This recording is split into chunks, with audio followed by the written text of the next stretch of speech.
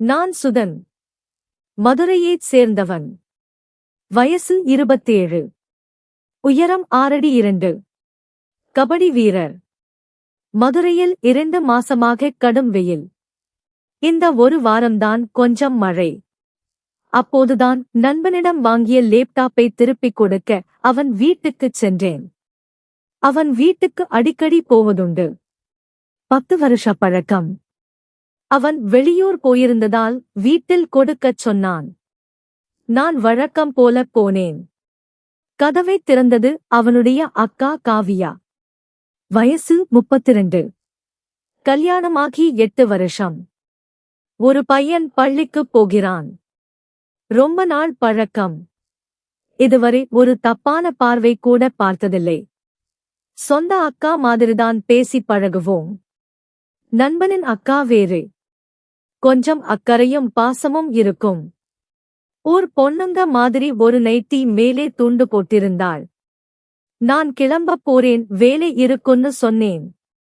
இருடா, ஒரு டீ குடிச்சிட்டு போலாம். அம்மா அப்பா சிவகாசிக்கு கல்யாணத்துக்கு போயிருக்காங்க, மாலைக்குத்தான் வருவாங்கன்னு சொன்னாள். ஆமாக்கா, உங்க தம்பி வரச் சொன்னான். சரி, டீ மட்டும் குடுங்க, குடிச்சிட்டு போறேன்னு சொன்னேன். அவள் உடனே சமையலறைக்குள்ள போய் டீ போட ஆரம்பிச்சாள். வெளியே திடீர்னு காத்து அடிச்சு மழை பெய்ய ஆரம்பிச்சுது. அவள் சமையலறையிலிருந்து மாடிக்கு நோக்கி ஓடினாள்.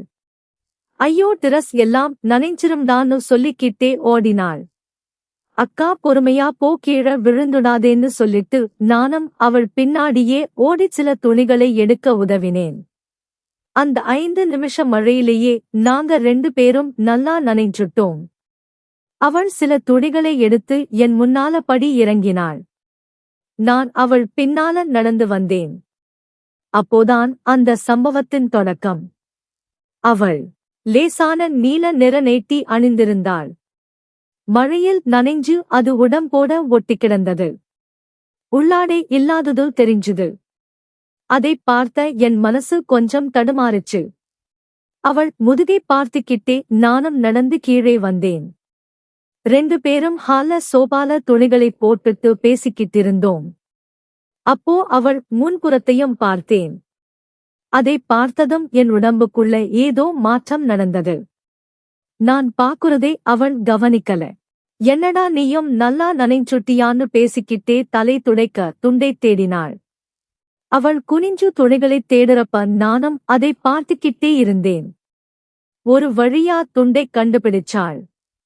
இந்தாடா துண்டு, துடைச்சுக்கோன்னு கொடுத்தாள். ஆனா அப்போ என் கண்கள் எதை நோக்கி பாக்குதுன்னு அவள் பார்த்துட்டாள். நீட்டிய துண்டையே திரும்பத் தன் மேல போட்டுக்கிட்டாள். நான் எதை பார்த்தேன்னு கவனிச்சுட்டாள். அதனால துணியை வச்சு மறைச்சுக்கிட்டாள். என்னடா, இப்படி காணாததைக் கண்ட மாதிரி அணுவணுவா வாயே பொளந்து பாக்குறேன்னு சொன்னாள்.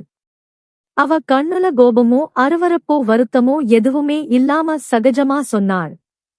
நானும் இது நல்ல வசதியா போச்சுன்னு நினைச்சுக்கிட்டு ஆமாதான்கா, நான் இதுவரை இப்படி காணாததைத்தான் பார்த்தேனேன்னு இரட்டை அர்த்தத்துல பேசினேன். உனக்கெல்லாம்னு செல்லமா என்னை அடிச்சுட்டு அவள் ரூமுக்குள்ள நடந்தாள். ஆனா என் கண்களோ அவள் உடலையே பார்த்துக்கிட்டிருந்தது. இங்க அவளை பத்தி சொல்லியாகணும். பெயர் காவியா. வயசு 32. மாநிறம் 5.5 அடி உயரம். முகத்துல பனித்துளி மாதிரி சின்ன பருக்கள். குழந்தை பெற்ற தாய்க்கு ஏத்த உடல் அமைப்பு. நண்பன் அக்கானால இதுவரை கவனிச்சதே இல்லை. தனியார் நிறுவனத்துல வேலை செஞ்சுக்கிட்டு இருக்காள். சின்ன வயசுல இருந்தே எனக்கு தெரியும். அவ கல்யாணத்துக்கு கூட நான் தம்பி மாதிரி எல்லா வேலையும் செஞ்சேன். அவ கணவன் இராணுவத்துல வேலை. வருஷத்துக்கு 45 நாள் விடுமுறைக்கு மட்டும் வருவான். நடந்து போனவள் கதவை மூடும்போது என்னை பார்த்து ஒரு சின்ன புன்னகை மட்டும் சிந்தி மூடினாள். எனக்கு எதுவும் புரியாம நானும் நின்னேன். ஈரச் சட்டையில குளிர் அடிக்க சட்டையை மட்டும் கழட்டி மணியனோட சோபால உட்கார்ந்திருந்தேன். உள்ளே போனவள் தலையை துடைச்சிக்கிட்டே வெளியே வந்தாள். இருடா, டீ போடுறேன்னு சொல்லி சமையலறைக்கு போய் டீ போட்டுக்கிட்டு வந்தாள். நான் டீ வாங்கி குடிக்க என் எதிரில உட்கார்ந்து அவளும் டீ குடிச்சாள். என் கண்களோ அவள் முன்புறத்தை பார்த்துக்கிட்டே இருந்தது. டோய் என்னடா கண்ணு, எங்கெல்லாமோ போகுது தெரியும்ல, என் புருஷன் மிலிட்டரிகாரன் துப்பாக்கி வச்சு சுடுவான்னு சின்ன சிரிப்போட சொன்னாள். அட போங்கக்கா, நீங்கதான் உள்ள பனியன் கூட போடாம என் துப்பாக்கிய தூக்க வைக்கிறீங்கன்னு நானும் இரட்டை அர்த்தத்துல பேசினேன். ஹே போடா, ரொம்பத்தான் பேசுறேன்னு அவளும் சிரிச்சாள். என்ன பண்ணுறது, பேச மட்டும்தானே முடியும்னு நான் சொன்னேன். டீயை குடிச்சு முடிச்சேன். சரி அக்கா, நான் கிளம்புறேன். அவசரமா சட்டையை போட்டுக்கிட்டு கிளம்பத் தயாரானேன். டேய், மழை வேற பெய்யுதா? கொஞ்சம் வெயிட் பண்ணு, நிதானமா போகலாம்னு சொன்னாள். நான் போகலாம்தான், ஆனா அப்புறம் ஏதாவது தப்பு நடந்துரும்னு எனக்கு கொஞ்சம் பயமா இருக்கு. அதான் நான் இப்பவே கிளம்புறேனேன்னு சொன்னேன். உடனே அவங்களோ முறைக்கிற மாதிரி முகத்தை வச்சுக்கிட்டு நடக்குற கொன்னுருவேன் உன்னை அப்படின்னு சொன்னாங்க. நானும் சட்டையே மாட்டிக்கிட்டு கதவை நோக்கி நடந்தேன். அவளும் என் பின்னாலேயே நடந்து வந்தாள். அவளுடைய கொலுசு சத்தம் என்னை ஏதோ பண்ணிச்சு. சட்டென நின்னு அவளை திரும்பி பார்த்தேன்.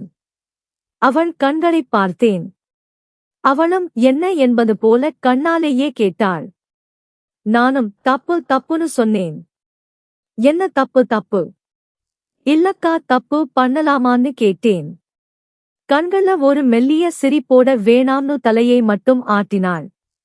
சட்டென அவளுடைய கையை பிடிச்சு இழுத்து அவளுடைய இதழில் நான் முத்தமிட்டேன். ஆனா அவளோ என்னை தடுக்கல. அதற்கு மாறாக அவள் எனக்கு ஈடு கொடுத்தாள். ஒரு நிமிஷம் எதையோ யோசிச்ச மாதிரி திடீர்னு என்னை தள்ளிவிட்டு போதும்டா, வேண்டாம், பயமா இருக்குன்னு சொன்னாள். நானும் வீட்லதான் யாரும் இல்லையே, யாருக்கும் தெரியாதுன்னு சொன்னேன். ஆனா அவளோ இல்ல வேண்டாம், நீ கிளம்புன்னு சொல்லிட்டு என்னை தள்ளிவிட்டு வேகமா அவளுடைய ரூமுக்கு போய் கதவை தாழ்பாள் போட முயற்சிச்சாள். ஆனா நானும் வேகமா அவள் பின்னால போய் அவளை பின்னால இருந்து இறுகக் கட்டிப்பிடிச்சு அவளுடைய ஈரக் கூந்தலை விலக்கி அவளுடைய முதுகில் முத்தமிட்டேன். அப்படி முத்தமிட்டபடியே என் கைகளாலேயே அவள் உடல் முழுக்க வருடினேன். அவளும் கொஞ்ச நேரத்துல என்னுடைய கட்டுப்பாட்டுக்குள்ள வந்துட்டாள். அதுக்குப் பிறகு அவளை அப்படியே தூக்கிட்டு போய் படுக்கை அறையில படுக்க வச்சு நாங்க 2 பேரும் எதை செய்யக்கூடாதோ அதை அன்று செஞ்சோம். என் நண்பனுடைய பெற்றோர் கல்யாணத்துல இருந்து சாயங்காலம்தான் வருவாங்கனால மாலை வரை நானும் அவளும் பலமுறை நேரத்தை செலவிட்டோம். அவளும் தன்னுடைய கணவனை பிரிஞ்சு இருந்த காலத்துக்காக எனக்கு பலமுறை ஒத்துழைப்பு கொடுத்தாள். அந்த நாள் முதல் எங்க 2 பேருக்கும் இடையே நெருக்கம் அதிகமானது. அதுக்குப் பிறகு தினமும் நாங்க 2 பேரும் செல்போன்ல பேசிக்கொள்வதை வழக்கமாக்கிக்கிட்டோம். இரவு முழுக்க சேட் செய்வோம். வாரத்துக்கு ஒரு நாள் வெளியே லாட்ஜ்ல அறை எடுத்து நாங்க 2 பேரும் நேரத்தை செலவிடுவோம். இப்படியே எங்களுடைய உறவு சென்று கொண்டே இருந்தது. எப்போதெல்லாம் அவளுடைய பெற்றோரும் என் நண்பனும் வீட்ல இல்லையோ அப்போதெல்லாம் அவள் என்னை அவளுடைய வீட்டுக்கே அழைப்பாள். அப்போ நான் அவளுடைய வீட்டுக்குப் போய் அவளுடன் பலமுறை நேரத்தை செலவிட்டுக்கிட்டே இருந்தேன். இப்படியே எங்களுடைய கள்ளக்காதலும் தொடர்ந்தது. எங்களுக்குள்ள நெருக்கமும் அதிகமானது. எங்களுடைய உறவு யாருக்கும் தெரியாது. குறிப்பாக காவியாவுடைய கணவனுக்கு எங்க மீது எந்தவித சந்தேகமும் வரல. காரணம், என்னுடன் பேசுறதுக்காக மட்டும் அவள் தனியா ஒரு செல்போனையும் சிம் கார்டையும் வாங்கி அதுல மட்டும் என்னுடன் பேசி வந்தாள். இது யாருக்கும் தெரியாது. அதனால அவளுடைய கணவன் அவளுடைய செல்போனுக்கு தொடர்பு கொள்ளும்போது அவள் என்னுடைய போனை கட் பண்ணிட்டு அவனோட பேசுவாள். அவன் கணவன் பேசும்போதெல்லாம் இவளுடைய போன் பிஸியா இருக்காததால் அவனுக்கும் எந்தவித சந்தேகமும் வரல. இப்படியே நாங்க தினமும் அடிக்கடி போன்ல பேசிக்கொள்வதும் சாட் செஞ்சு கொள்வதும் வாரம் ஒருமுறை அறை எடுத்து நேரத்தை செலவிடுவதையும் வழக்கமாக்கிக்கிட்டோம். அப்போ ஒரு நாள் காவியாவுடைய குடும்பத்துல ஒரு கல்யாணம். அன்று அவளுடைய பெற்றோரும் தம்பியும் இவளும் போறதா இருந்தது. ஆனா இவளோ என்னுடன் நேரத்தை செலவிடணும்னு எண்ணி எனக்கு இன்னைக்கு பீரியட்ஸ் என்னால இன்னைக்கு வர முடியாது. நீங்க மட்டும் போயிட்டு வாங்க, எனக்கு பயங்கரமா வயிறு வலிக்குதுன்னு சொல்லி அவள் தன்னுடைய பெற்றோரையும் தம்பியையும் அனுப்பி வச்சாள். அவங்களும் சரி நாங்க காலையில கல்யாணத்துக்கு போகணும்னு இரவு கிளம்பிட்டாங்க. அதுக்கு பிறகு காவியா எனக்கு போன் பண்ணாள். என்னுடைய பெற்றோரும் தம்பியும் வெளியூருக்கு போயிட்டாங்க. நான் மட்டும்தான் வீட்ல இருக்கேன். என்னுடைய வீட்டுக்கு வா, நாம சந்தோஷமா இருக்கலாம்னு அழைச்சாள். நானும் ஆர்வமா அவளுடைய வீட்டுக்கு போனேன். அங்கே யாருமே இல்லை. வழக்கம் போல நானும் அவளும் படுக்கை அறையில நேரத்தை செலவிட்டுக்கிட்டிருந்தோம். எப்போதுமே அவளுடைய கணவன் இராணுவத்துல இருந்து வர்றதுக்கு ஒரு வாரம் முன்னாடியே தகவல் கொடுத்துடுவான். இன்னும் ஒரு வாரத்துல நான் ஊருக்கு வரப்போறேன்னு சொல்லியிருப்பான். ஆனா இந்த முறை அவர் எந்தவித தகவலும் கொடுக்கல.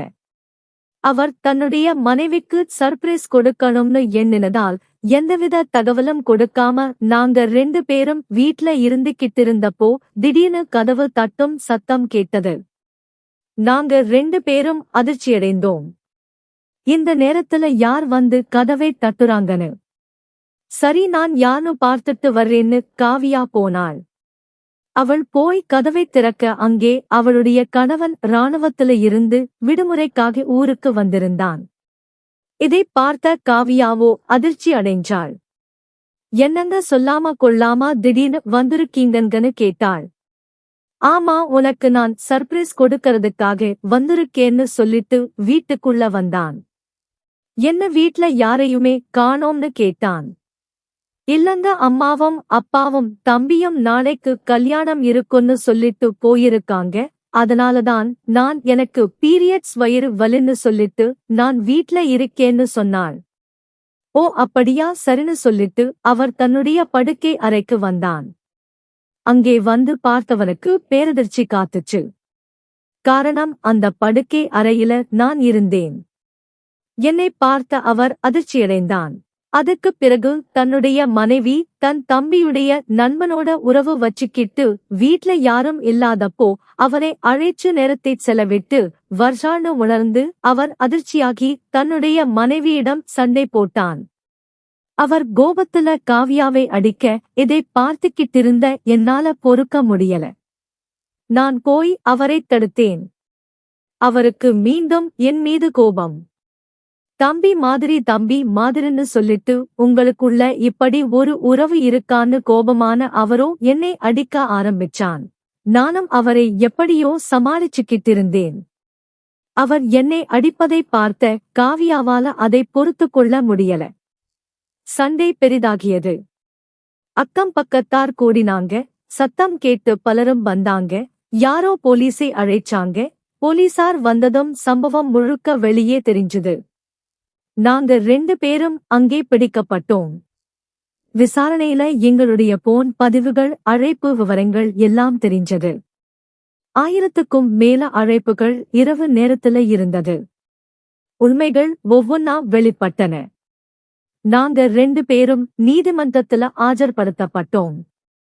தற்போது நானும் அவளும் சிறையில இருக்கோம். நண்பன் அக்காவோட உறவு வச்சுக்கிட்ட பாவத்துக்காக நான் இப்போ சிறையில கம்பி எண்ணிக்கிட்டிருக்கேன்.